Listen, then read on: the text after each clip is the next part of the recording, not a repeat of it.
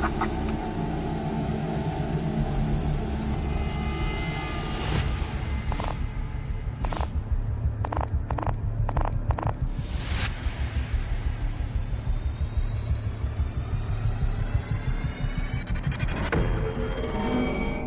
they showed the story on the news, I started screaming. I had to literally get up and walk away from the television. He was the brother I didn't have but always wanted, and I didn't have him for long enough. It's very rare, obviously, to get surveillance footage of an actual murder. They don't get any money. They didn't gain anything out of what they did. It was just senseless. The trail became cold, and we were desperate for a lead. Investigators wanted to dust the counter for prints, but everybody that comes in there could touch that counter. The culprits are either going to mess up, or somebody gets in trouble and wants a deal to help. It's fall 2004 in Richland County, a sprawling region in the center of South Carolina. 24-year-old Willard Grandstaff is hard at work at the Kangaroo Express convenience store. He worked all the time. It seemed like he never had a day off. I'm Lexi Reister, and I'm Will's cousin. Will ran the cash register at the Kangaroo. He cleaned and front-faced the shelves. He would stock the coolers. He would count the safe down and make sure the drawers were whatever their drawers were supposed to be. When Will did anything, he always did it wholeheartedly. He was a little bit of a workaholic. He never complained about the store, and he never complained about going into work. It's like the store became a friend to him. My mom and my dad were managers, and they ended up training Will. The only thing I can ever remember is Will at the Kangaroo. He worked at the Kangaroo literally his whole adult life. When Willard isn't working, he enjoys spending time with his close-knit family. There's about a 16-year age difference. He was just out of high school when I was turning 3. So I remember doing the little sister bugging him thing. Will and I lived with my parents and my aunt, Will's mom. Will's mother is one of the sweetest women ever. She practically raised me. I called her Mama Sue for the longest time. She's still my Mama Sue at heart. At a young age, Sue began overcoming adversity when she was diagnosed with a severe hearing disability. From the time I was a very young girl, I always felt isolated because of the fact that I couldn't hear. So I taught myself how to read. Disability was not well known until I turned 18. In April of 1980, Sue's world gets a new addition when she welcomes her first child, Willard. He was born at 11:57 a.m. on April 6th, which was Easter Sunday, 1980. We were close-knit. He was funny. He was always the child that anytime I said no, he couldn't do this, couldn't do that, they went ahead and did it anyway. He was a very sweet, a very friendly, mostly introverted person. He liked just the little geeky things, the video games. He did read the Harry Potter books as they came out. He was a huge nerd. In 1996, at the age of 16, Willard and his family moved to South Carolina. I am Robert Cribb. I got to know Willard Grandstaff at high school in the spring of 1996. I was coming out of my class one day, and I saw this boy standing there, and I said, I'm going over and speak to him. He looks like something's bugging him. So I walked up to him, and he said, Hi, I'm Willard Grandstaff. Can I have lunch with you? That's how we became good friends, and we became inseparable. As the friendship evolves, Robert comes to Willard's defense. Just before the bell rang for us to go into the class, me and Will were standing there talking, and a bully just come up to him and just shove him. Well, I went to the nearest assistant principal, and I told him, I said, it needs to stop. The bullying continues, so Willard finds solace in his favorite pastime. He loved martial arts. Him and I would get together, and he would show me different martial arts moves that he knew.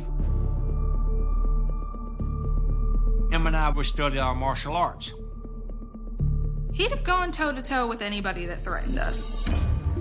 He was very protective, so if you mattered to him, he would definitely protect you at all costs.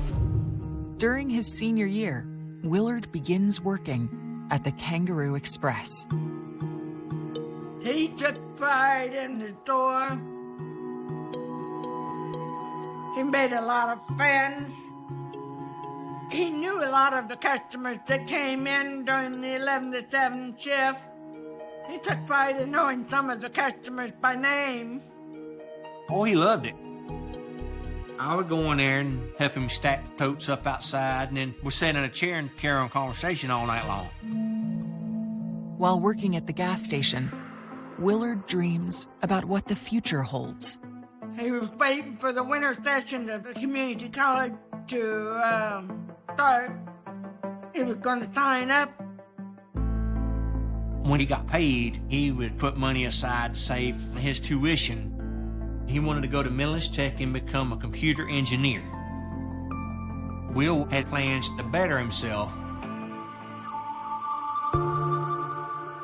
One evening in late September, Willard prepares for his standard overnight shift at the Kangaroo Express. I took him to work that night. Will never did like to drive. I didn't mind driving him to work. I guess that's a happy memory that I can hang on to. Sue drops off her son, unaware that this is the last time she will see him alive. I'm Investigator Brian Metz from the Richland County Sheriff's Office. Just after midnight, the morning of September the 28th, 2004, two ladies had stopped to get gas at the Kangaroo station on Garners Ferry Road. And they found the clerk on the floor.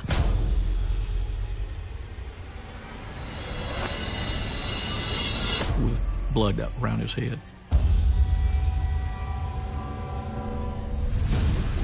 Critical clues buried in Willard's final moments. The accomplice was laying in wait.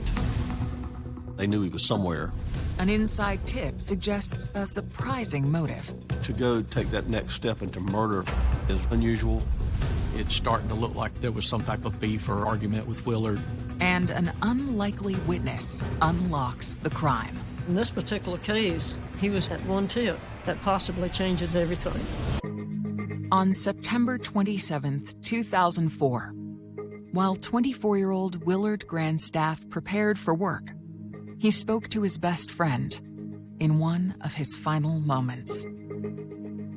I told him, I said, Will, you don't need to go to work. I got a funny feeling something's going to happen. I don't like Will to be out working after dark because I don't trust people out there. He said, Robert, I have to go to work. There's nobody that can work my shift for me. But Willard didn't have a lazy bone in his body. Well, I couldn't talk him out of it, and he went to work. He said, I'll call you at 12:30 a.m. to let you know that I made it to work safe. Well, 12 midnight come, 12:30 came. I'm laying in the bed waiting for the call. My phone never rings.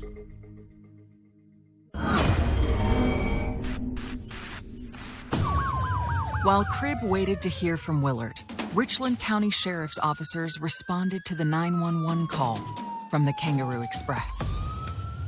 I'm J. Stan Smith, Deputy Chief of the Richland County Sheriff's Department's Criminal Investigative Division.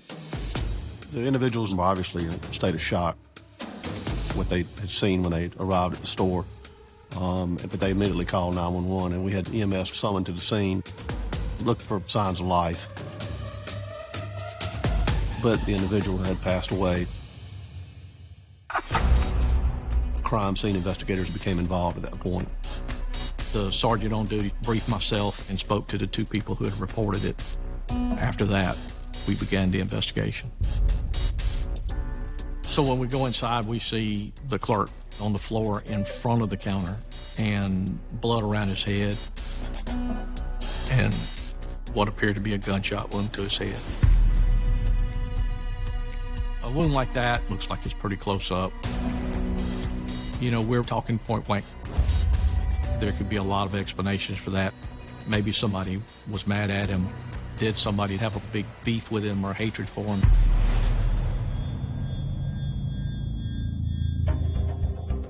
The victim had identification on him, and we were able to make contact with the management of the store relatively quickly. So we confirmed his identity through management. We were able to identify that the clerk was Willard Grandstaff. Willard's uncle was manager at the store, and he assisted us while we were there. It's never good to have a person as young as Willard die. It's never easy on a family when something like this happens.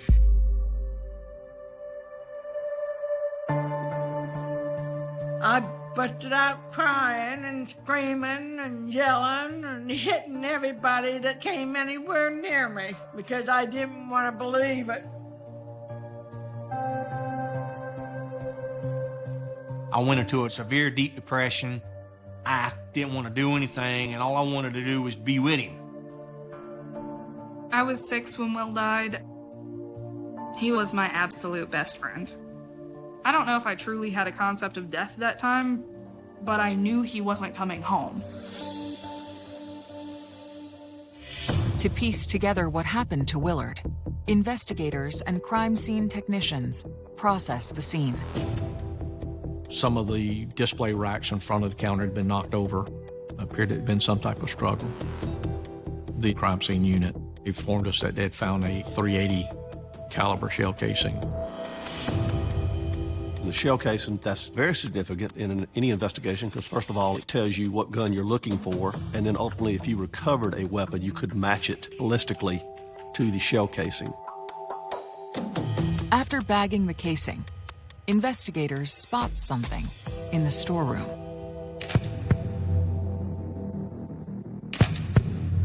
It's very rare to get surveillance footage of an actual murder. A convenience store would be a good opportunity where you do have surveillance video to show thefts and things of that nature. In this particular instance, there was video, and so the efforts were made to collect and secure the surveillance video, hoping that it would shed light on the identities of the perpetrators.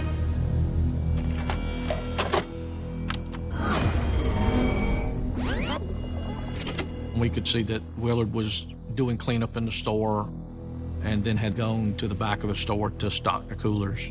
He was busy doing his job. Shortly before midnight, 2 males come in, larger male and a smaller male. Both of them are dressed in darker clothes. Their faces are covered. Both of them are carrying handguns. The larger male is an African-American male. The other one was hard to tell, not enough skin showing. He could have been a light-skinned African-American. He could have been white. The 2 suspects separated in the store. The accomplice was over behind a rack. They obviously did not see Willard when they first came in. They knew he was somewhere, and they figured he would emerge. So the lighter-skinned male goes behind the counter to the cash register, and then there was like a back office. He looked like he was looking probably for the clerk. The heavier-set male stands in front of the counter, I guess more like a lookout. Police continue watching as the masked gunmen move through the store before Willard suddenly emerges.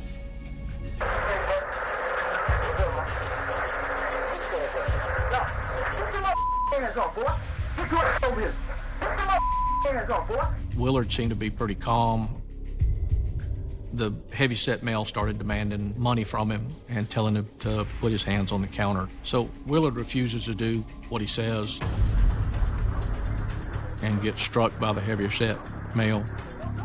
The other male then comes from behind the counter, jumps over the counter, and basically falls, knocking over some things. And then Willard is able to get back to his feet.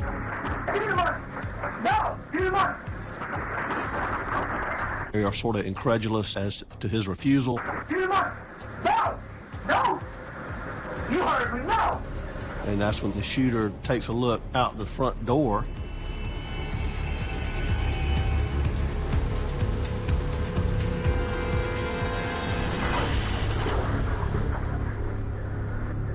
And shoots Willard in the head.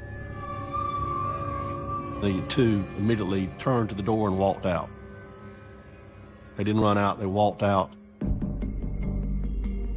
It was sort of an impulse reaction, sort of like, I'm going to show you type thing is the impression I got from looking at the video. Willard was very brave to do what he did. You don't know the mindset of the person holding the gun. They're desperate, they're unpredictable. Willard was a true innocent victim. He was minding his own business. He had a job. He was trying to contribute to society. He didn't deserve to have this happen to him.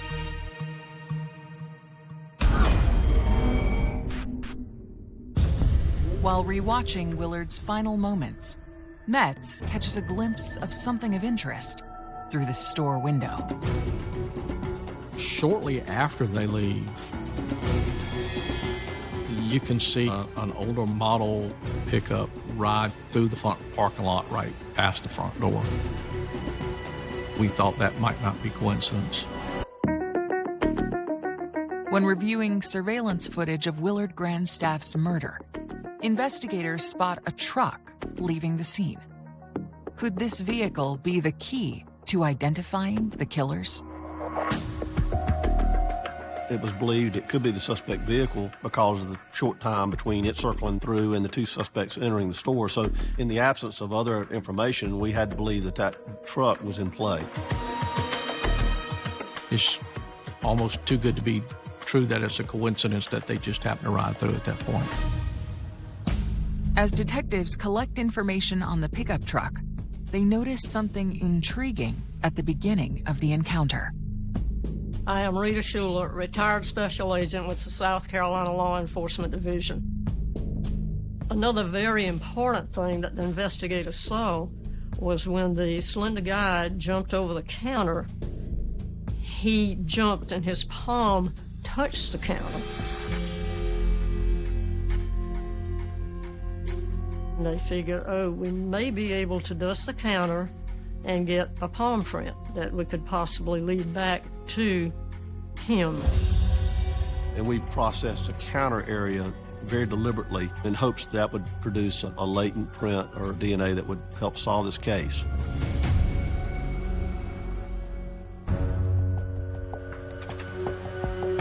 While awaiting results from forensics, something about this crime isn't sitting right with investigator Metz. The one thing that got me was just the callousness of the way he was shot. It was totally uncalled for. There was no reason behind this. After they shoot Willard, they leave the store. They don't get any money. They didn't gain anything out of what they did. It was just senseless. The close-range nature of the shooting leads Metz to reconsider an earlier theory from the crime scene.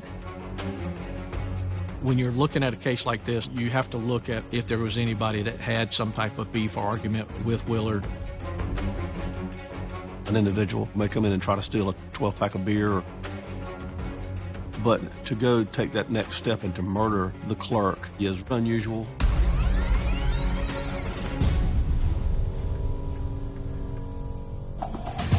Investigators question Willard's co-workers and find out a surprising piece of information. When we looked at possible suspects, we learned from management that Willard had thwarted a previous attempt to steal money out of the register. In this particular instance, He was successful in defending the store at that point in time. We found that video and we worked on that to see maybe that individual came back and wanted to retaliate. Investigators compare the features of Willard's assailants to the footage of the prior robbery attempt. We take a close look at him, look at his height, his weight, but his physical characteristics didn't match.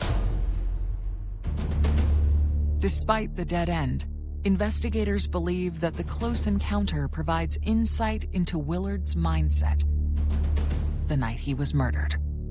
It told us a lot about Willard as a person. He was proud of his job and may have given him confidence to stand up against these other two guys. He was not afraid. We got to believe that maybe he was bolstered some by his previous efforts to defend the store. 4 days after the murder, on October 2nd, Willard Grandstaff is laid to rest. I was a pallbearer at his funeral. I walked up to his body, and I'm screaming, "No, stop, don't do this, wake up, let's go home." And I sat down and finally got myself together, and his mom said, "Robert, you need to let him go. He's at rest now. The good Lord needed him for something besides here." We would play pretend games. I remember one time he got me a ring pop and it was the magic ring. I was like a princess and he was the knight. It was cute. He was the brother I didn't have but always wanted. And I didn't have him for long enough.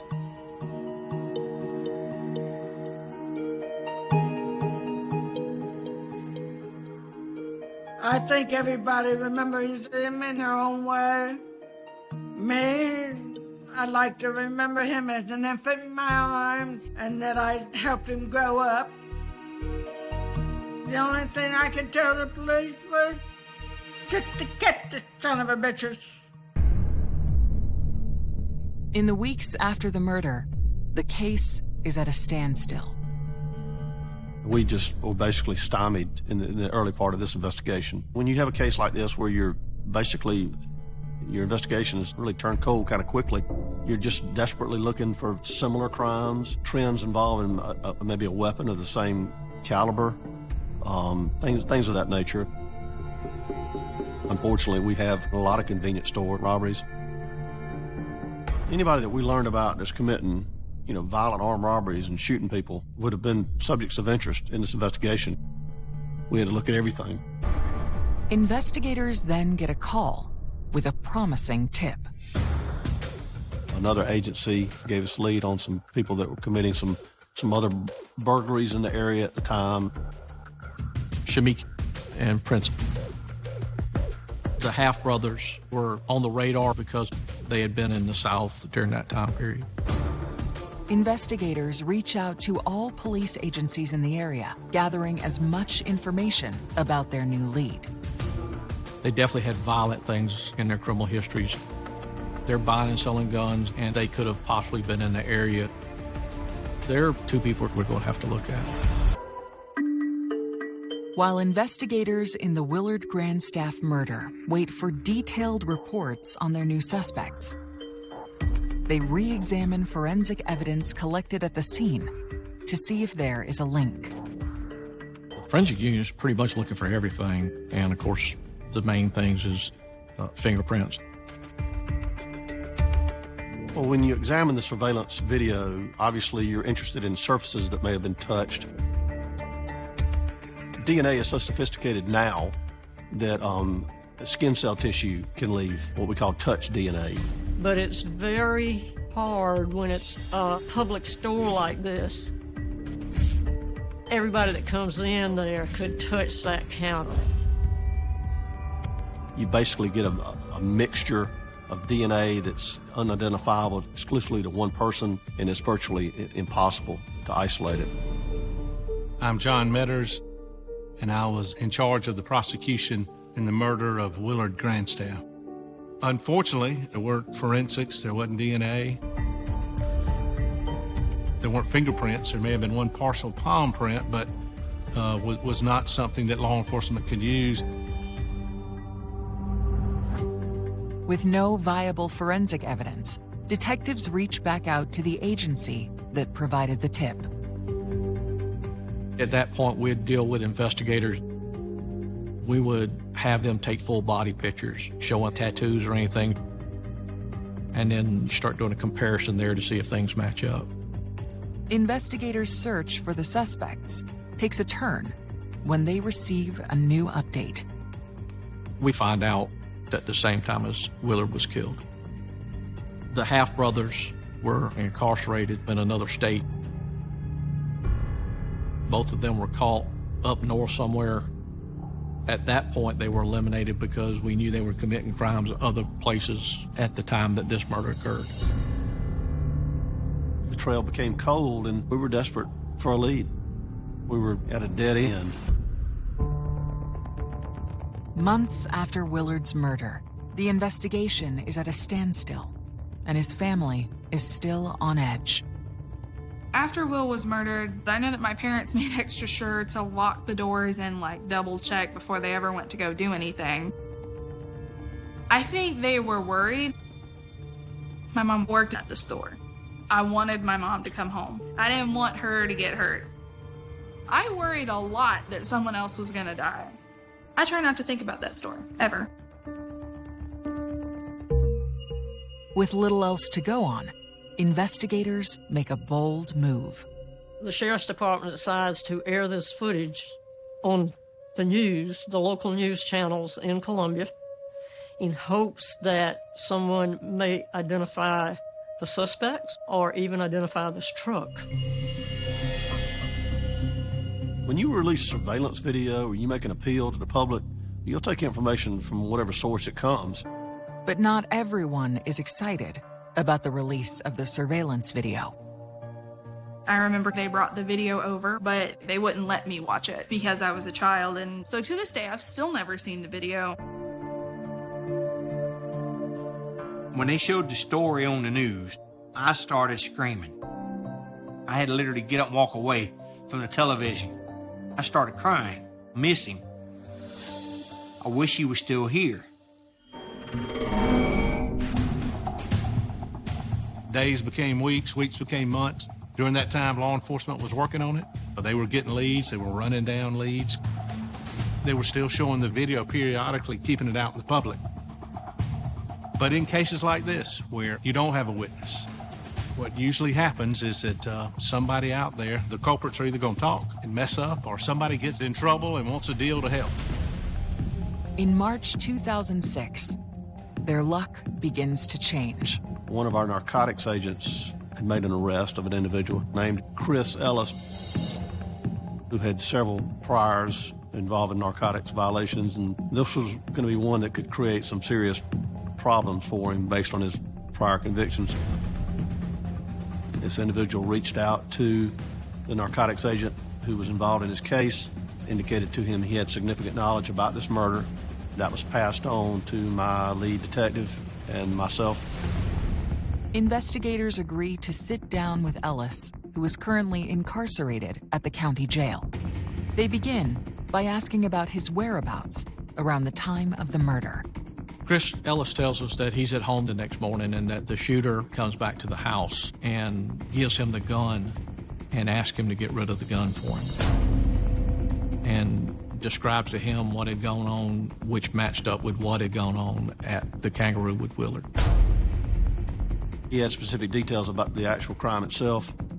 He knew the actual caliber of the weapon involved, which is very significant. There's one way to find out if Chris Ellis is telling the truth. After Chris's initial statement, we polygraphed Chris. A cold case may go back on the shelf, but there's always a possibility of pulling it back off when something new comes in. In this particular case, Chris was at one tip that possibly changes everything.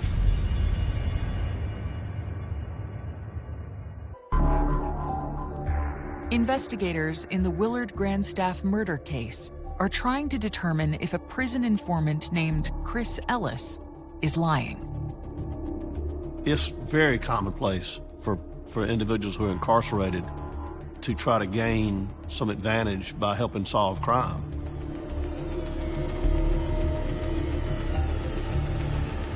But Chris Ellis failed a polygraph.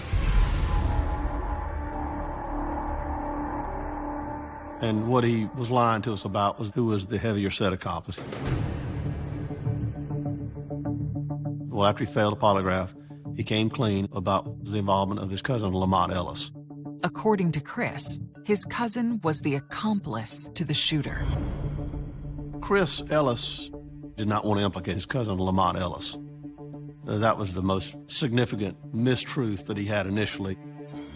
Once we got through that, we were able to verify what he was telling us. What helped make him credible in my mind was that he was telling on a family member, which is not easy to do. Investigators push for the identity of the killer. Jaime Marrero is who Chris Ellis identified as the shooter. When we started checking into Jaime Marrero, we realized he had a violent history. He had been involved in another shooting, homicide, several years back where he was actually shot. Things are falling into place like none of the other leads had. Investigators compare Jaime Marrero and Lamont Ellis to the masked gunman in the surveillance video. The video was able to show their body height, structure, and type, and it did match. It was a key piece of evidence, without question. Jaime matches up to the smaller guy, and Lamont definitely matches up with the larger male. The two individuals matched the physical description of the two suspects to a T. Investigators ask Ellis about the pickup truck seen in the video. We find out from Chris that the truck had nothing to do with the case. We never were able to identify who was in the truck, but they were in one of their relatives' car and had been driving it that night. Now, to build a case against Marrero and Ellis, investigators zero in on a piece of potential evidence. According to Chris Ellis, Jaime Marrero came to his house, asked him to get rid of the gun. Chris told me that he had thrown the gun in a pond in the lower part of the county in a rural area. He had some connection in that pond because of a relative living close by. I went to the pond with law enforcement and Richland County divers. I learned ponds are some of the toughest thing to dive for because you can't see. We searched that pond for days, but were not able to recover it. Desperate for more evidence, investigators attempt to leverage their best asset.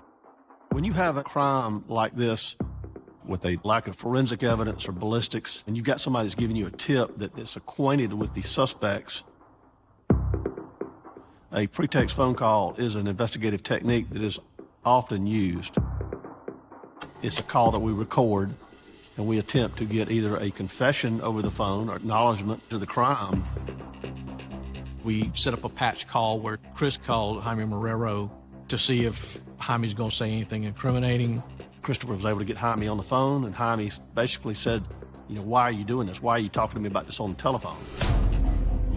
If you called me and asked me about a homicide and was implicating me as saying that, tell me about what happened, I'd be telling you, I don't know, I wasn't there. And that's not what Jaime was saying. Which, in our view, was basically an acknowledgement, which was very significant. The content of the conversation corroborated Chris' information immediately. And that was significant to Chris's credibility. Then, the attention shifts to a different member of the Ellis family. Chris's girlfriend at the time was cooperative in the investigation, and she had some degree of influence on Lamont.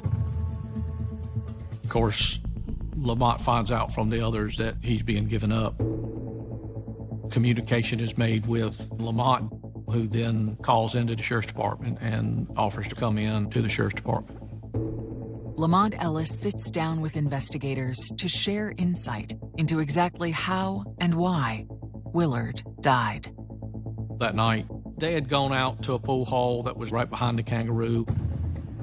When they left there, Jaime was talking about doing the robbery.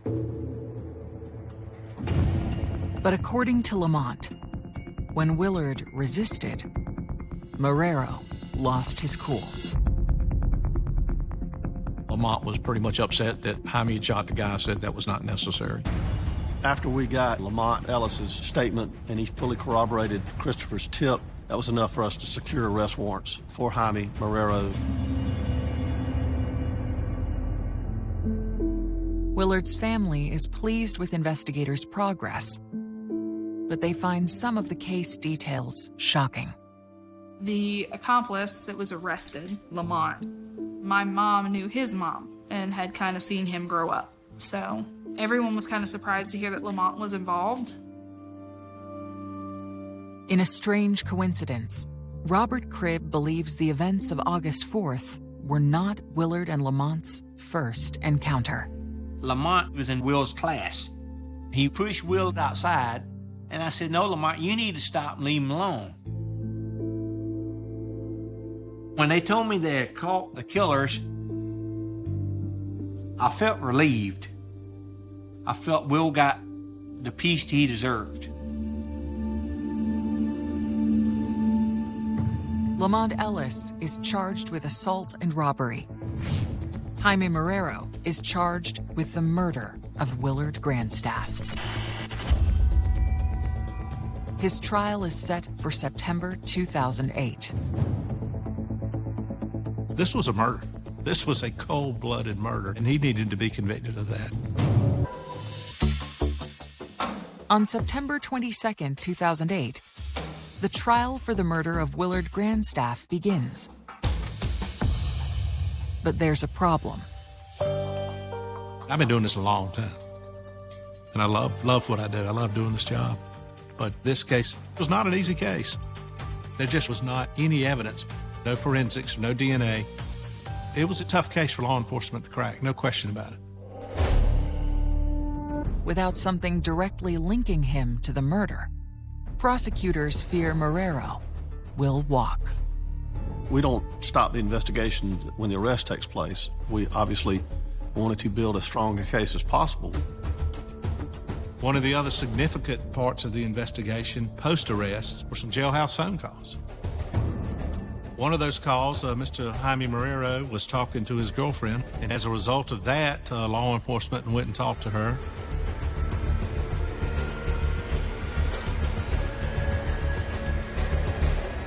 She said that he had confessed to her.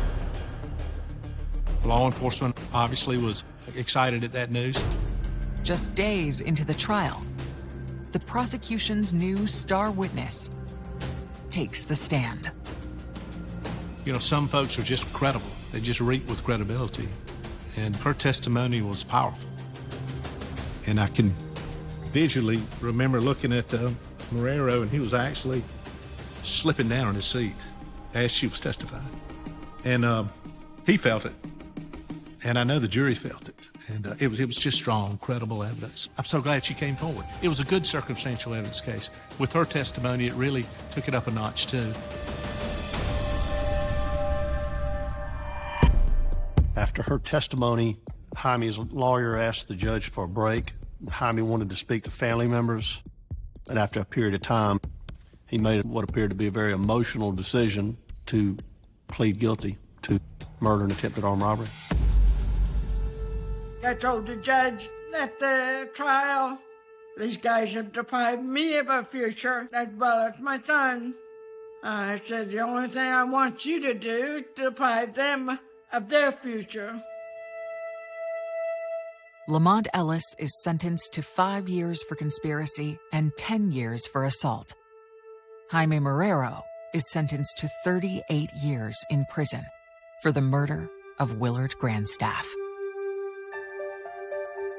A plea to murder is a little bit unusual because murder carries a minimum of 30 in South Carolina to life. It's what we call pine box life. So securing a murder conviction, a non-parolable offense, and then getting 38 years, we felt pretty good about that.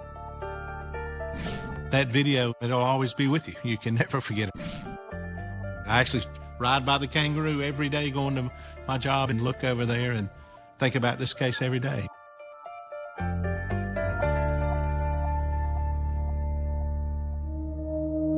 Willard's family remember the young man who in his final moments gave his life to protect the place that he loved.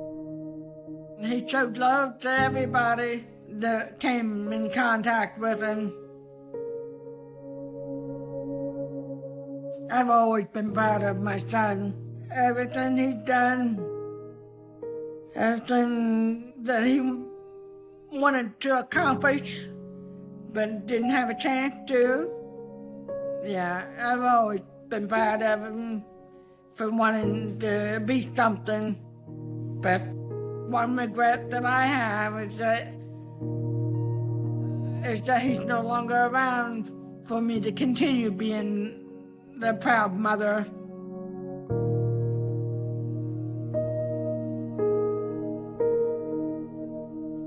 I love you. And still wish you was here with me, but it can't be. Still to this day gets to me. Knowing that I miss him every day, to wish he was still here to talk to me. I'll walk up to his grave and I'll say, hey, Will, I'll miss you. I wish you were still here so we could go hang out somewhere, go get something to eat somewhere or something. And I could literally feel like he's putting his arm around me, telling me, hey, buddy, how are you? I'm right here with you. And then within 2 seconds, it's gone. I guess his way of telling me, hey, I'm here. I'm glad to see you. I'm doing okay. And I'll believe that till my dying day. If I could do anything, I'd want to give him a hug. I miss his hugs. I still remember his hugs. He gave bear hugs, and they were just the best hugs. He's the person you would have wanted to be friends with. A mom is missing. This beautiful blonde, very young and vivacious woman. Everybody was starting to reach out, and nobody had heard from her. I tried to message her to her. I've tried to call her on Messenger. Police had to look at those facts and say she could just be off the grid right now. We don't have a crime scene. We don't have an obvious crime. There's no body, there's no murder weapon. Right here, right here. Yeah. It's gonna look like he's dragging something. What the hell did we just watch? 49-year-old Sin has come to experience her own independence after years of raising her children. Yep. Yeah, that's probably the best picture of my mom. All I know is my mom got some 80s hair going on, and my dad actually has a full set of hair. Seeing all of us as an actual family, holy smokes.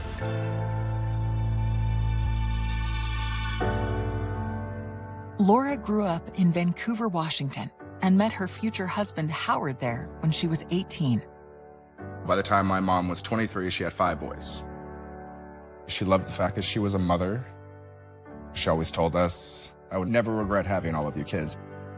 She was extremely loving, and she was amazingly funny as well. And she gets that from her dad, who's just a jokester at every turn. She was a wonderful mom. Always helped with everything. Always treated everybody like their family. My dad worked the regular 9 to 5. Mom stayed at home, raised the kids. She was very nurturing. She did everything. Every night she'd cook dinner. And for the amount of people that we had, I felt like it was a lot, but she made it look always easy, so. She always made it a deal to have a good meal. Big old feast. My entire career has been in food service, and that's mostly due to the fact that I grew up cooking in the kitchen with my mom.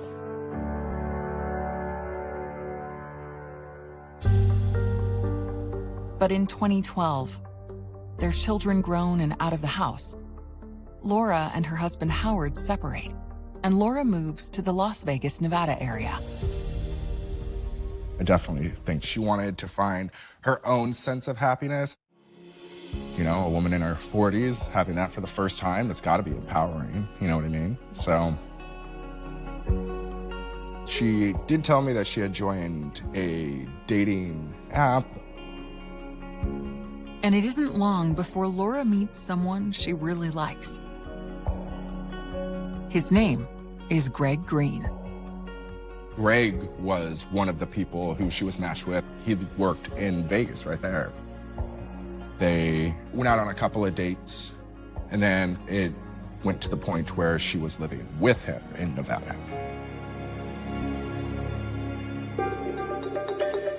Although she now lives 1,000 miles away from her family in Vancouver, Washington, Laura keeps in regular touch with her sons. My mom was never really good about keeping a cell phone. So our main points of communication were Facebook. She was consistently on Facebook. Like, you can click on Messenger and her little thing would be green.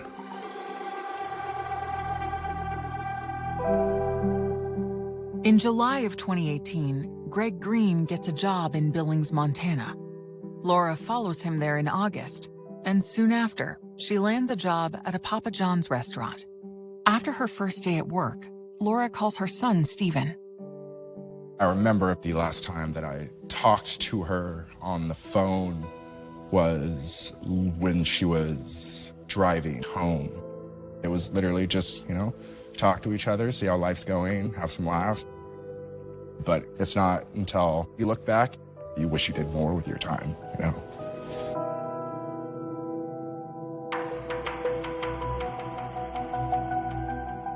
On September 18th, 2018, Laura's sons become concerned that she's stopped communicating with them. My older brother, Howard Jr., he spoke to my mom every day. He called me and said, "Hey, have you guys heard from Mom?" And I haven't heard from her. I looked on Facebook. It said that she hadn't been active for a couple days. So then I called Steven.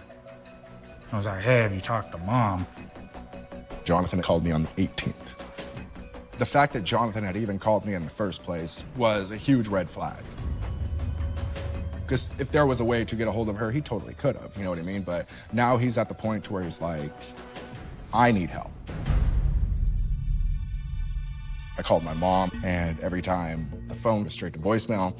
I've tried messaging her, I've tried to call her on Messenger, I've tried to call her job, and the job is just like, yeah, she hasn't shown up for work since September 13th. Like all of this, and I'm coming up with nothing. Nobody had heard from her. I called Greg. He picked up.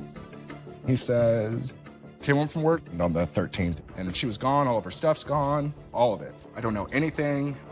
He doesn't know where she is. September 24th, 2018. Laura's sons have been trying to reach her for 6 days. So then I started calling the police department out there.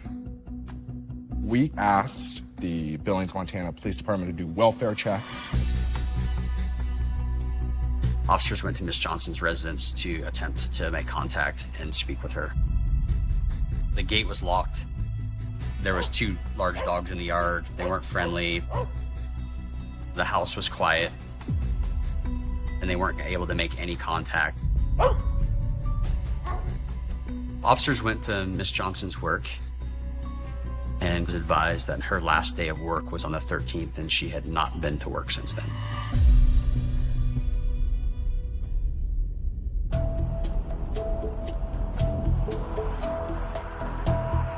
Detectives tracked down her boyfriend, Greg. When officers spoke with Gregory, he told them that on the 13th he had gone to work. And when he returned that day, he found that she was gone and she had packed her 2 red suitcases that she had brought with her and had left. The majority of people that contact police departments looking for their loved ones or wanting welfare checks done, those people are found eventually. Maybe they did go on a vacation and they didn't tell somebody. I think a lot of people, with the fast-paced life that we have, people want to take a break, they want to disconnect from life, and that can be something you have to take into consideration when looking for people.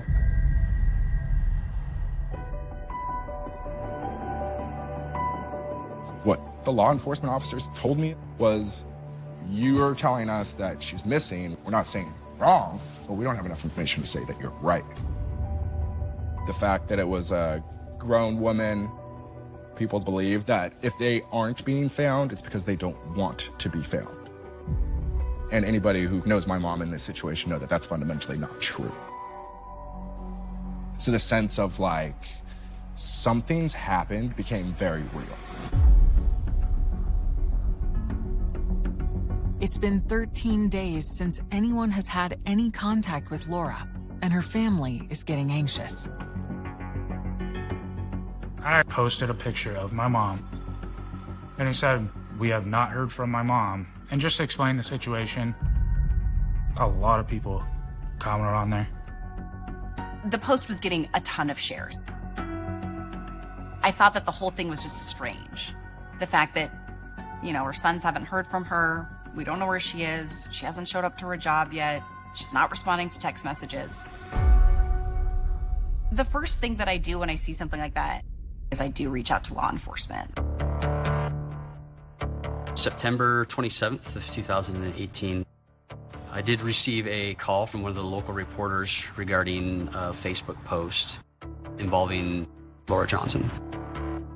So the next thing I did after I got off the phone was started to research the case. While we haven't reached the level that there was a crime committed, things were starting to fall in place that not everything was right.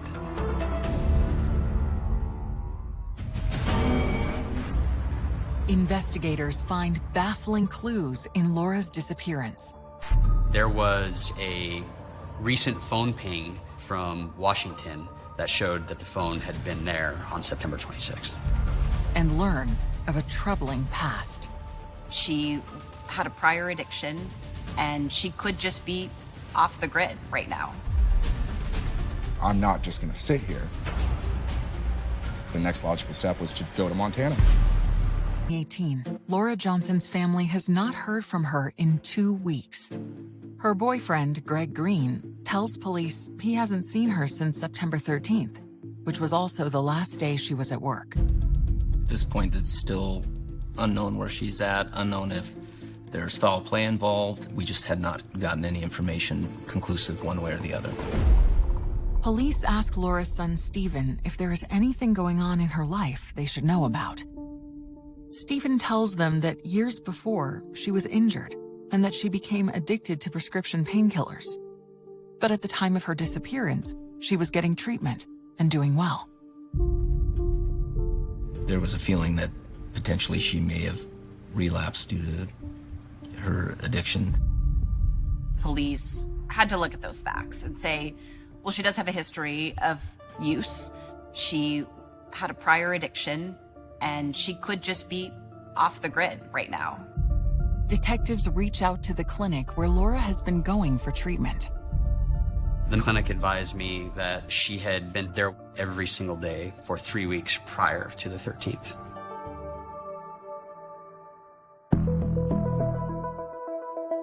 If Laura has relapsed, detectives know she could be in hiding somewhere. They go back to Greg Green, hoping he can help focus the search. But he doesn't have anything to add to his previous statement that Laura had moved out on September 13th, and he hasn't seen her since. He was quite cooperative. He consented to a search of his home. Officers didn't locate any items that they thought were suspicious at that time. And Gregory had allowed them to look through his phone, which he showed them some messages that he had sent to Laura after she had left. We don't have an obvious crime. We just know that she's been missing. Investigators subpoena Laura's phone records, and when the data comes in, there's a glimmer of hope that Laura is alive and well. There was a recent phone ping from Washington that showed that the phone had been there on September 26th. Detectives wonder if Laura went back to her hometown of Vancouver, Washington, where her sons and ex-husband live. From an investigative standpoint, it made sense because that's where some of her support network would be. Sergeant Billings called and said, I got some great news for you. I was like, oh, she did show up in town. I got excited. Laura's sons immediately start searching all over Vancouver for her. Me and my wife drove around for 2 hours to every business that was open, showing pictures of my mom, asking if anybody had seen her. So I was like, if she's in town, she's obviously would be at one of the hotels for sure. None of the hotels are like, nope, haven't seen her, haven't seen her. Nobody's seen her. Not a single person. Laura's sons are disappointed that there is no sign of her. Then they get disturbing news. The investigators made a mistake when tracking Laura's phone. When they pinged my mom's phone, they pinged the last incoming call, and it was my dad. And it was on his birthday, because he spoke to my mom every year on his birthday. He knew everything that was going on, and he's like, well, it's my birthday, so hopefully she answers. Laura never answered that call, and detectives realized that she was never in Vancouver.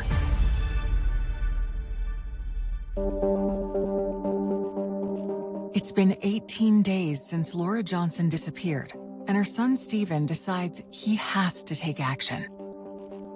And being all the way in Washington and realizing that I wasn't gonna get an answer, that was the next logical step, was to go to Montana. I was like, I'm not just gonna sit here. I couldn't let him go alone. They said to themselves, we're gonna just get in the car and we're gonna drive 14 hours over to Billings and we're just gonna go look for her ourselves. So the first place that we went was the police station. And what they tell us is, as long as I didn't break the law, I could do anything. I had inclinations about who the person Greg was, and none of that ever sat right with me. Stephen calls Greg, looking for more details about the last time he saw his mother. He picked up, it was him. You know, who are you? What is this? Hangs up the phone. So I went to his house. I was yelling my mom's name. I'm yelling Laura. I'm yelling Mom. I think that she's in there. And then that's when he lets the dogs out.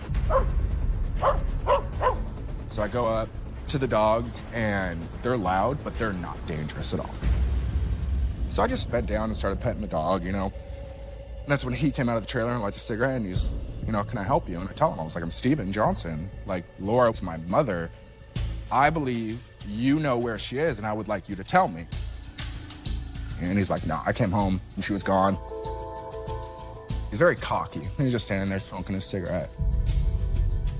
So I told him, I believe you know where my mother is. I will be the one to put you behind bars and I'll be the end of you. So he tells me to leave and he calls the cops on me. October 1st, 2018. Stephen Johnson has driven from his home in Vancouver, Washington to Billings, Montana to try to find his missing mother, Laura. After a disturbing encounter with Laura's boyfriend, Greg Green, Stephen's next step is to create flyers and post them all over Billings. When we went anywhere, we handed these out. So we went to Greg's work and we put them all over his window at work. And then he tore them all off. We were like texting, we're like, all right, has anybody heard? Anybody heard? Like, we want to know, like, what's going on? We woke up 8 o'clock every single morning with a place to go to, an idea in mind, with somebody to talk to just try to find something. So at the end of every day, I'm calling my brothers, telling them, here's what we did. Here's who we talked to. It was very frustrating because this is like what you see on TV. I never thought in my life I would ever go through it. One of the hardest things for me was dealing with frustrations with the family, understanding their concerns, understanding their desire to have, swift justice. We can't just go to Mr. Green's residence and knock the door in and do a search without a warrant. We've got proper legal procedure. And at that time, we were lacking enough information to use the search warrant process in order to further develop Ms. Johnson's case. It was frustrating not being able to get a real reaction. So it just felt like our duty to prove it. We've talked to everybody who we can. We've been to the doctor's office. We've been to the Salvation Army. Everything comes up empty.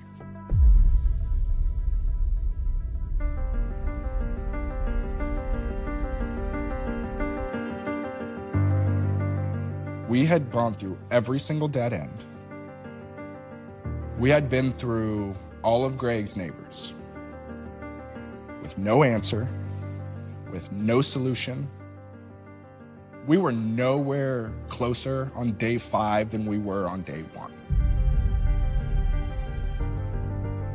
And the last thing before we leave town that we figure we can do is go knock on the neighbors' houses again.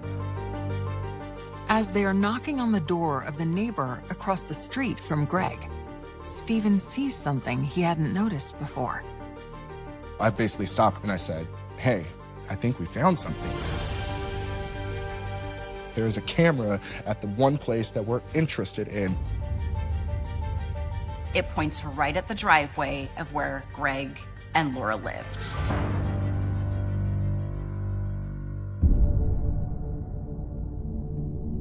Stephen and Casey had talked to the owner a few days before.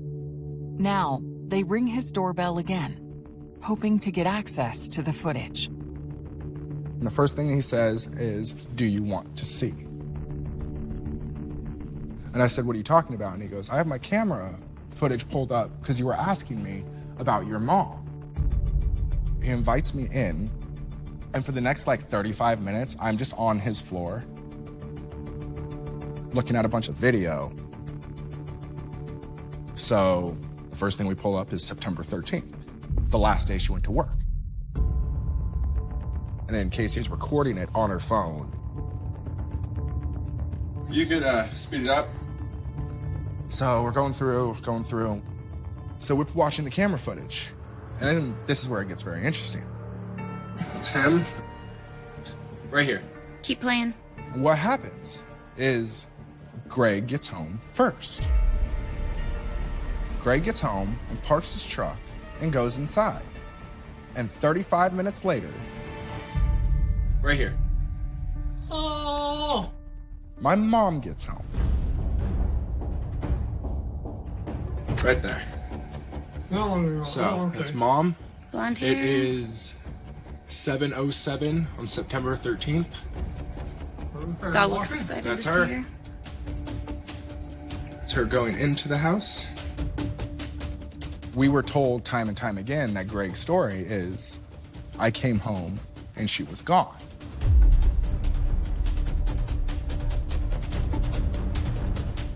I came home and she was gone.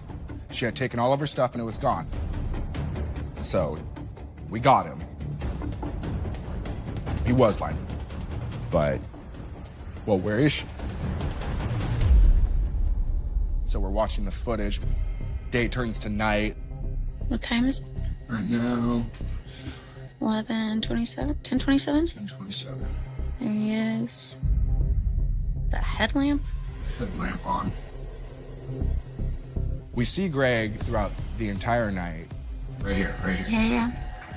It's gonna look like he's dragging something back. Just moving. Going back and forth between the house.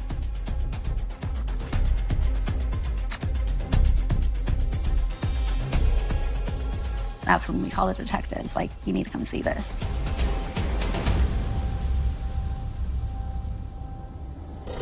Johnson has discovered home security footage of his missing mother, Laura. It shows her at the house she shared with Greg Green after the time Greg told police she had left. Realizing the importance of the discovery, he calls the police.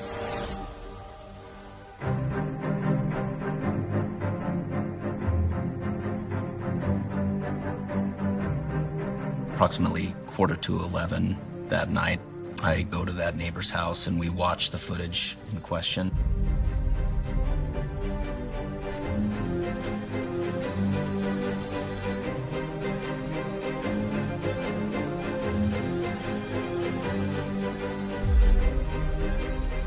We then start viewing the video in greater detail, and it was definitely very concerning. The detective's trained eye spots something that Stephen and Casey missed. The footage shows the area of the driveway where Laura Johnson is observed coming home that evening, and she's exiting the vehicle and walking toward the trailer. Gregory, he's also seen going back into the garage and coming out with 2 red-colored suitcases in that vehicle as well. The same 2 red suitcases that Greg told officers that Laura had taken with her when she moved out. And then, the detective sees something that changes the investigation from a missing persons case to something much more disturbing. And you can see him walking out with that large, heavy object.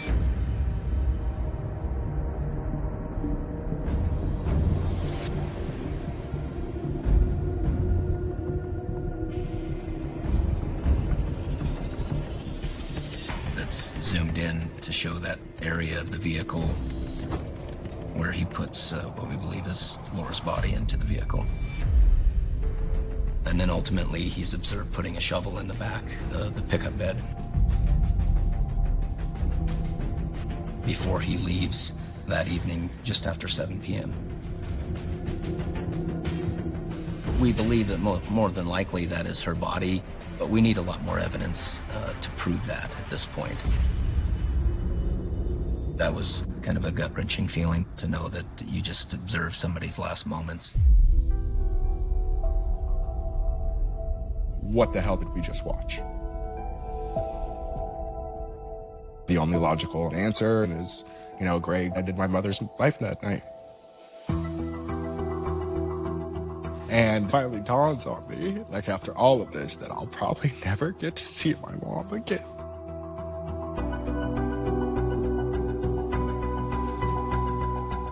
Is that I'll never get another goodbye. I'll never get that closure. I'll never get the last I love you. I'll never get any of it. It's just gone.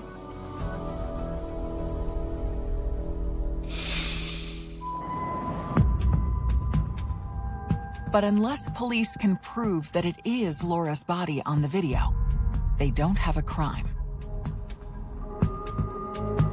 On October 5th, 3 weeks since Laura was last seen, Billings police asked Greg to come into the station for questioning. Gregory told us what he had initially told officers. He told us that on the 13th, when he got home that evening, she was gone and her 2 red suitcases were gone. In that video, it shows Greg pulling those suitcases out of the house and packing them up in his truck. He seemed very surprised when we told him that there was video, and then he decided that he didn't want to talk to us anymore. We informed him that he was not going to be allowed to go back to his home. We believed that that was a crime scene at this point. The vehicle he drove to the police department was impounded at that point. We have now crossed into full-on criminal investigation. We do believe a crime has committed. We had probable cause at that point to seek a search warrant for his residence. But we didn't have enough information to that point to make an arrest.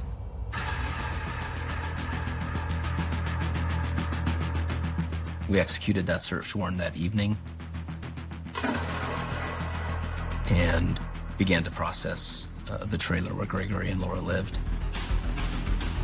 One of the first things that we noted was the strong odor of new carpet smell. In the back room of Gregory's home, it was obvious that the carpet had been replaced very recently, and that was suspicious to us. But because police find no proof that Laura is dead, they have to release Greg. At this point, we still don't have a body. We still haven't located Miss Johnson. There was not enough to arrest Mr. Green for the disappearance of Miss Johnson. It's a crushing blow to the family. After them basically telling him, hey, we know you're lying, they let him go. The entire family was, like, really upset because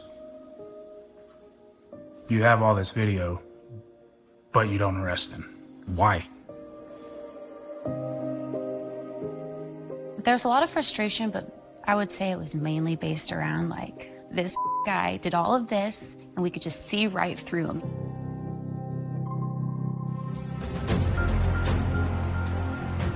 We work closely with the county attorney's office and trying to determine, what more we need to get to that point to make an arrest.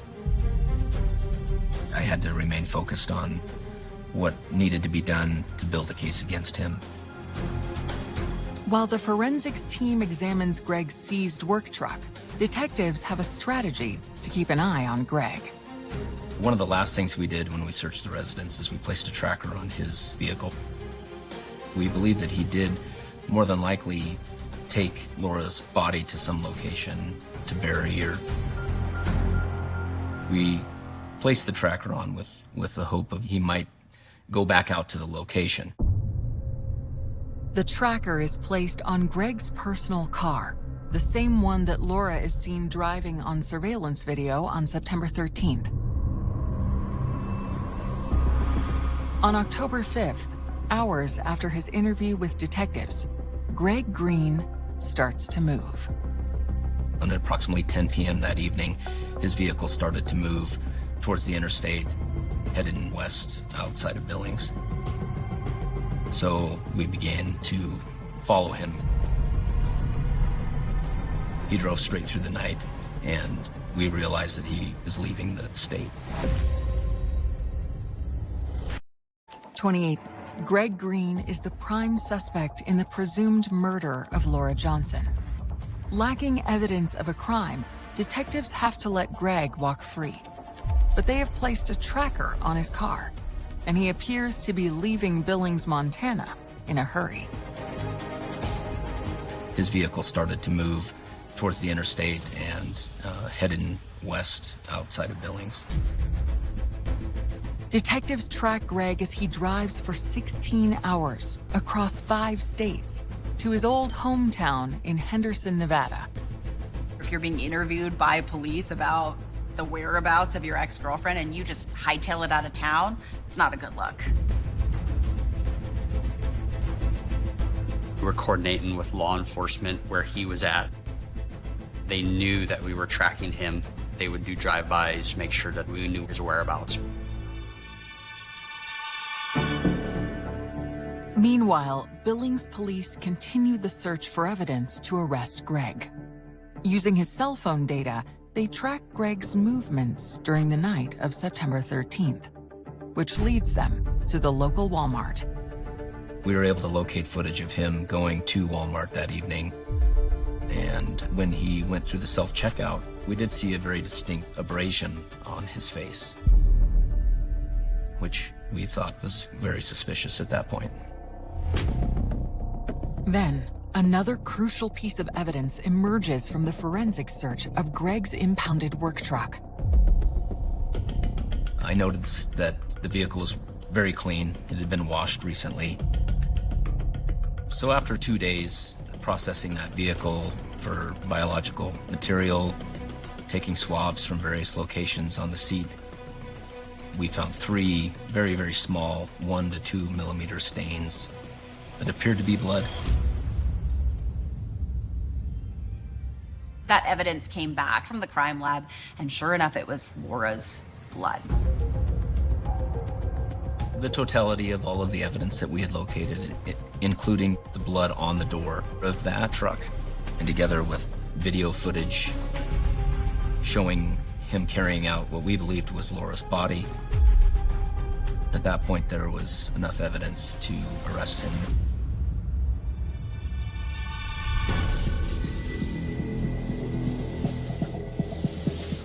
Hey, Greg. I remember you. You remember? Alright. So you know why we're here? I imagine so, yes. Okay. So, when you change for something like this, or? Well, we have a warrant for your arrest for deliberate homicide, so that's what's changed. That's why you're here in handcuffs. Okay. And you'll be extradited back to Billings. Huh. For deliberate homicide. Deliberate homicide. Deliberate homicide. Do you want to tell us what happened with her when she came home that night and what you did with her?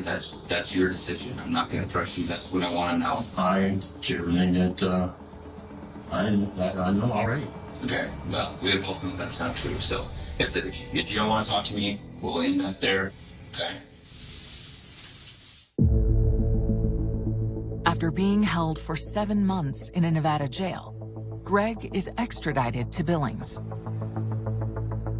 More than a year later, in February 2020, his trial is set to begin. But without Laura Johnson's body, a conviction is far from a sure thing. We had a theory of what we believed happened, but we just didn't have a body. This is the very first case that I've ever had that involves a no-body homicide arrest. When you're trying to convict somebody of deliberate homicide and you don't have a body to go along with that, it can be very stressful. What is your evidence? Can you really make it stick? Drugs, surveillance video, and murder. Testimony begins in the trial of a Billings man accused of killing Laura Johnson. We sat right behind him the entire time. I was not happy at all. He was not taking anything seriously. I don't know if he was just in disbelief, like this is really happening, so he just kind of like went numb to it. He maintained his innocence the entire time, even though there was video being played in the courtroom of him carrying what appeared to be Laura's body out of his house. The evidence in this case will show you that the defendant took great lengths to cover up his murder of his girlfriend, Laura.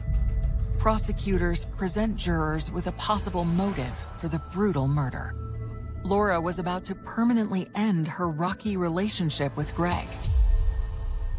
One of the things we did learn from the trial was she had moved into a separate bedroom and she was saving money to try to leave. He acted like he was at home sitting on his couch. And yeah, he didn't care whatsoever. He thought he was like at home watching Netflix or something. He knew exactly where the cameras were from news media. There was a moment where he turned around, looked into the lens of our camera, and gave a little smile.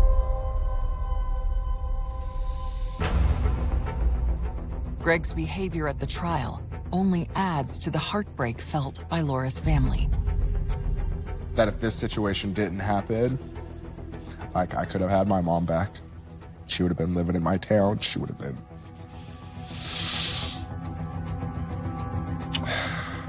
She would have been here. It's not fair. How will this trial pan out without evidence of Laura Johnson's body? This case has had so many unanswered questions. It's had so much heartache with it. And there's no body, there's no murder weapon, there's no evidence that shows he actually killed her. 2 years after Laura Johnson's final moments were captured by a home security camera, a jury in Billings, Montana is set to decide whether her boyfriend, Greg Green, is guilty of murder. This trial lasted, 2 weeks? Monday through Friday, 8 hours a day, Didn't leave that City Hall building for 2 weeks, basically. That footage was the critical piece in the investigation and in the trial. It was a piece of evidence that the jury actually got to take back with them to deliberations, to view. You can't escape the silent witness. You can't escape that video surveillance.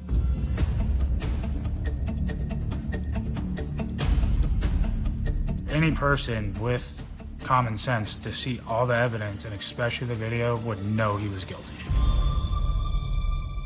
I just got home the day before, and Steven called and said, hey, they have a verdict already. We're headed back.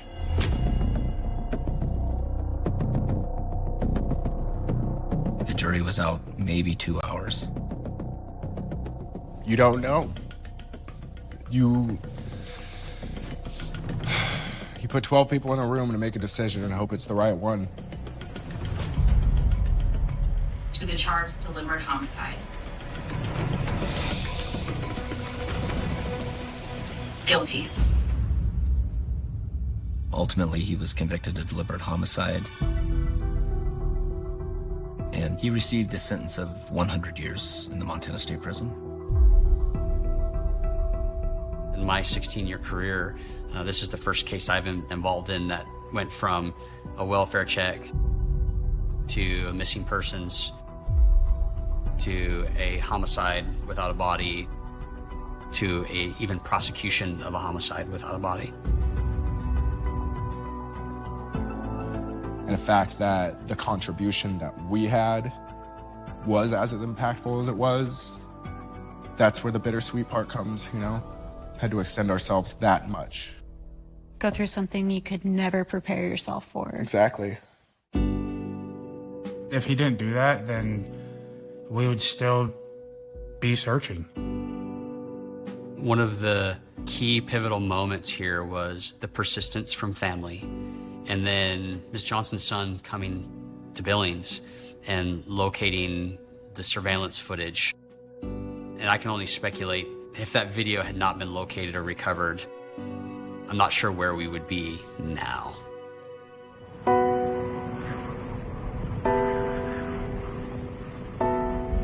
Today, Stephen and his brothers are focused on keeping their mother's memory alive. My mom was a part of my life every single day. I got married last year to my beautiful wife, Casey here. We had our daughter, Eliza, and Eliza's middle name is my mother's name. So her name is Eliza Laura Johnson. Big part of how my mom was as an everyday mother is the ways that I've been able to cope with her loss. So making the meals that she made, having the family dinners, you know, bringing her into my life in those little ways to keep her alive. That's what I do. She's there every time I make dinner, you know? The only thing I have that I can hear her voice now is April 2018. She called me, but I was at work, and she left me a voicemail to tell me happy birthday. That's the only thing I have to like hear her voice. We still have the fact that we don't know where my mother lies to this day. That we have not been able to bring her home. We haven't had the sense of closure for peace. There's been no funeral, there's been no memorial, there's been nothing.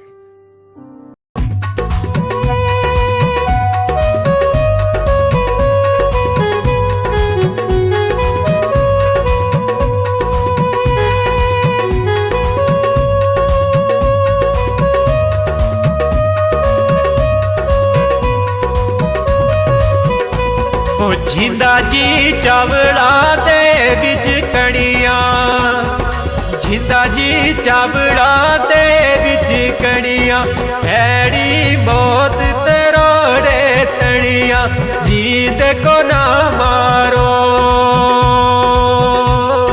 ਨਾ ਮਾਰੋ ਨਾ ਮਾਰੋ ਬੜੀ ਜਾਨ ਜੀਂਦਾ ਕੜੀਆਂ ਦਾ ਬਿਜ਼ਮਾਨ ਕਿ ਜੀਂਦ ਕੋ ਨਾ ਮਾਰੋ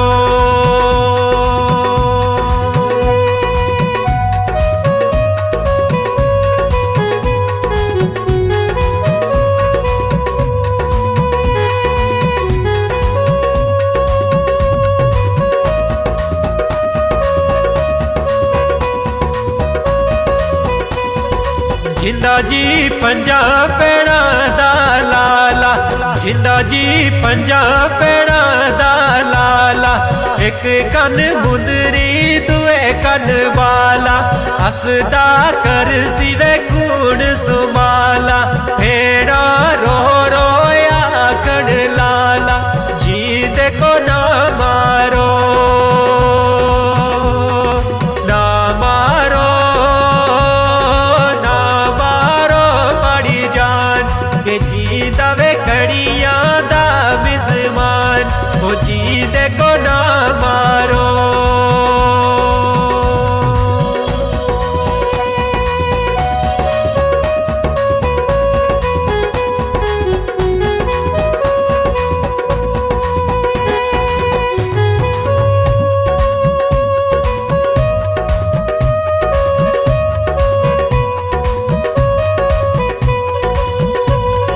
जिंदा जी अम्मा पका दी रोटियां जिंदा जी अम्मा वे पका दी रोटियां थानेदार दिखादा सोटियां थानेदार दिखादा वे सोटियां जी देखो ना मारो ना मारो ना मारो बड़ी जान जीदा खड़िया दा बिस्मान जी देखो ना मारो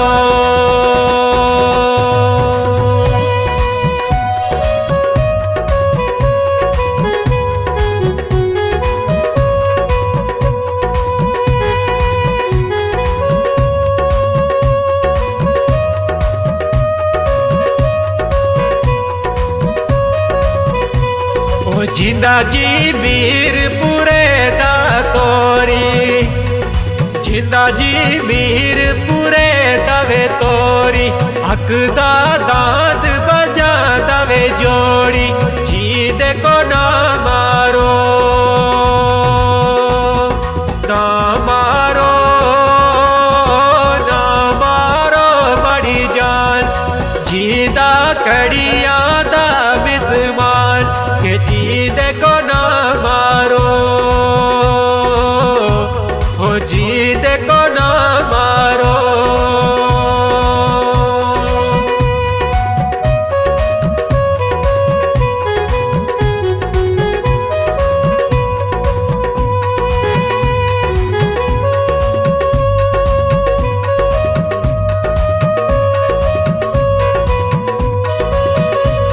ओ जिंदा जी माँ में दे कर मंगया जिंदा जी माँ में दे कर मंगया माँ भी चावे परोटे टंगया जीद को ना मारो ना मारो ना मारो बड़ी जान जीदा कड़िया दा बिस्मान के जीद को ना मारो ओ जीद को ना मारो